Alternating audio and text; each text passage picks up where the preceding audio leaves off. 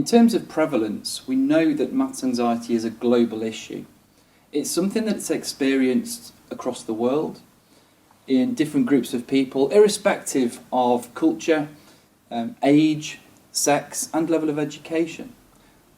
Maths anxiety is normally distributed, and this means that most people kind of cluster around a middle score. They experience some level of maths anxiety. But it's also important to recognise that some people have very little maths anxiety.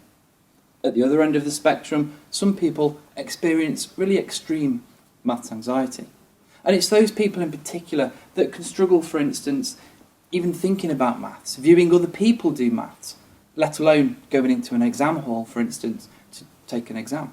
There are some important trends within the data to consider. For instance, typically and globally, females will often score higher in self-report measures of maths anxiety. Now, there are some interesting potential explanations for this. Some of those are potentially more social in nature. For instance, that kind of stereotype threat, that sense that as a female, I'm just not likely to perform as well as males. Or that kind of myth that boys are simply better at maths than girls are.